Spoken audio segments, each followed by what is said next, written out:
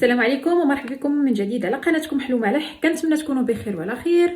واليوم غنشوفوا مع بعضياتنا يعني وصفه اللي اكيد غادي تعجبكم لانه اقتصاديه جدا وسهله وسريعه. غادي نحتاجوا فيها كيف ما هو موضح من العنوان واحد جوج ديال المطيشات وحك ديال الطون، وغنحتاجوا لواحد العجين اللي سبق لي واقترحته عليكم في واحد وصفه اللي نالت الاعجاب ديالكم وتلقيت عليها يعني عدد كبير من اللايكات وكذلك من التعاليق، اللي كانت هي دوك بغينا نقول دوك الفطائر اللي جاو على شكل قوارب كانوا بالبطاطا والطون.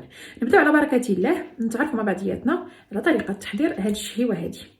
Ciao e ben ritrovati sul vostro canale Dolce Salato. Oggi vediamo insieme come preparare una cena velocissima, molto economica, con 2 pomodori, una scatoletta di tonno.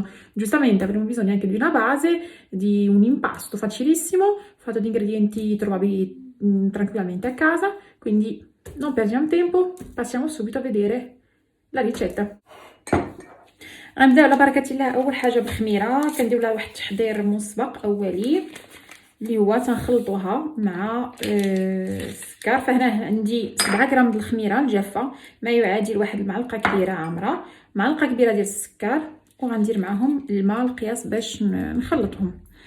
Quindi prima cosa iniziamo a preparare il lievito mescolandolo con quindi un cucchiaio di lievito secco, lievito di birra secco, equivalente a 7 grammi, un cucchiaio grande di zucchero semolato e dell'acqua tiepida. دونك غادي نخلط هادشي وغادي نخليه واحد 10 دقائق يتفاعل مزيان. Quindi mescolo e lascio agire per 10 minuti.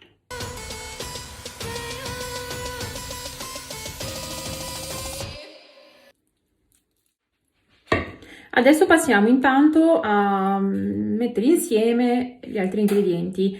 دابا غادي ندوز باش نخلط باقي العناصر. الدقيق الفينو او ما يعرف بالطحين الصفر، فغادي نحتاج منه 2 ديال العبارات، quindi 2 ciotoline di semola rimacinata, una ciotolina o un bicchiere di farina tipo 0 e un piccolo cucchiaino di origano. نحتاج مقدار ديال الطحين الابيض. غندير الملحه تقريبا عندكم ميزانكم الملحه على حسب الذوق، وغنخلطوا هادشي مزيان مع بعضياتو. هاد لاباط غادي تجي منسمه بالزعتر. quindi ho aggiunto il sale a piacere. Mescolo entrambe le farine con l'origano e il sale. Passati 10 minuti posso aggiungere il composto di lievito, zucchero e acqua tiepida. دونك ملي كدوز 10 دقائق تنزيد هذاك الخليط اللي صاوبنا مع بعضياتنا الاولاني اللي فيه السكر والخميره والماء دافي. غادي نخلط هادشي مزيان.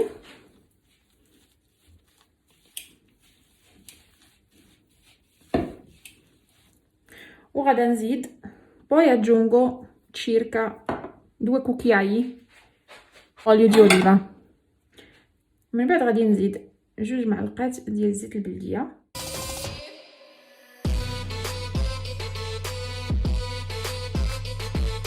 وغادي نعجن عادي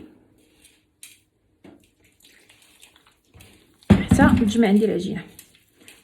quindi mi faccio aiutare con l'acqua e cerco di impastare bene il tutto.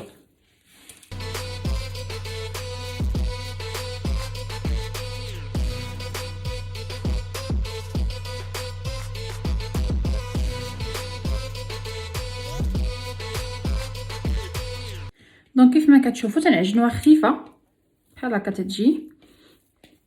غادي نخليوها ترتاح وغادي ندوزو نصاوبو العمر.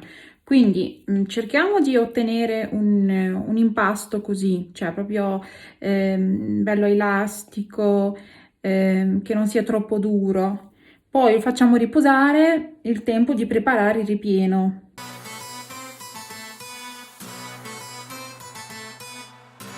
دابا فغندوزو نوجدو مع بعضياتنا داكشي اللي غادي نحتاجو لهاد الشهيوه هادي. فغادي نغسل هاد المطيشات غادي نحكهم ونرجع معكم.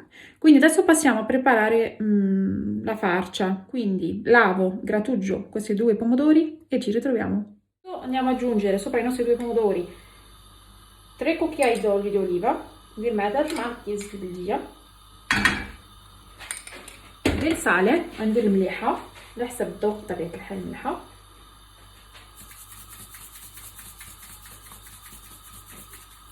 اذا الاوريغانو، وغندير الزعتر.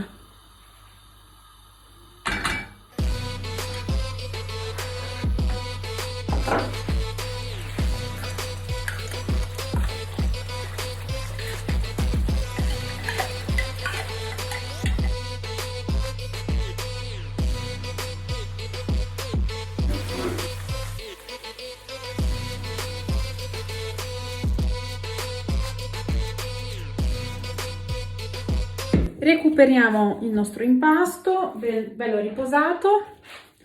دونك غادي نجيبو دابا العجين اللي تيكون مرتاح.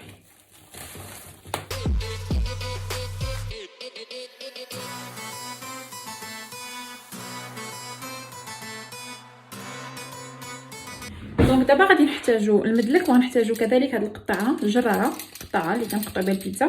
Quindi adesso ci serve un mattarello e un tagliapizza. Andiamo a stendere bene tutto la nostra quantità di impasto a rettangolo quadrato e poi la tagliamo a striscioline più o meno della stessa grandezza, spessore. غادي نسرحوها على شكل مستطيل ولا مربع، وغادي نقطعوها على شكل اشرطه اللي يكونوا عراض شي شويه ويكونوا شيئا ما يعني متقاربين في الحجم ديالهم.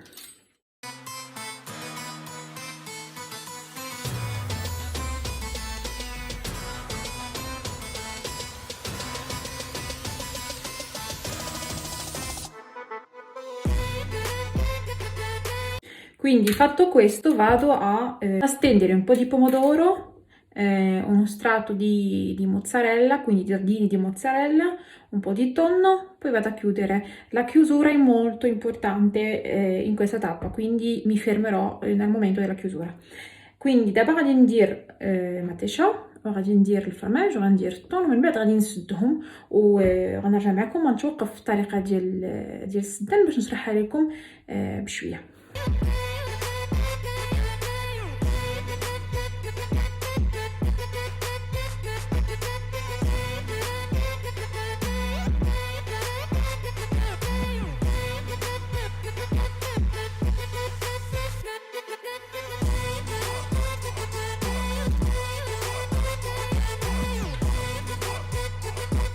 adesso vedrete meglio. دونك هنا قربت لكم باش تشوفوا مزيان الطريقه ديال الطي ديالها لانها مهمه بزاف.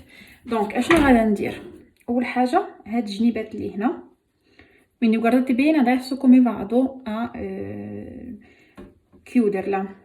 donc porto il bordo così دونك كيف ما شفتوا كنسد بهاد الطريقه ومن بعد هكا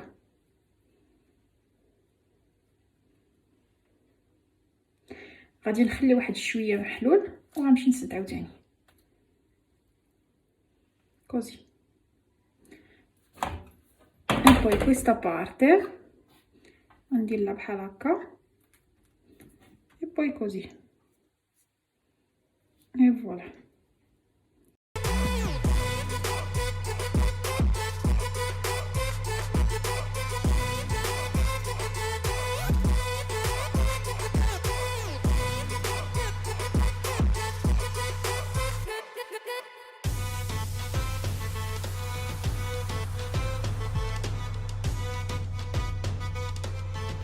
إلا عجبتكم هذه الوصفه ما تنساوش انكم تسجلوا في قناه حلو مالح وتفعلوا الجرس باش يوصلكم ان شاء الله كل جديد وجميع الوصفات المقبله بحول الله. كنشكركم على المشاهده والمتابعه واللايكات وجميع التعاليق الاكثر من مشجعه.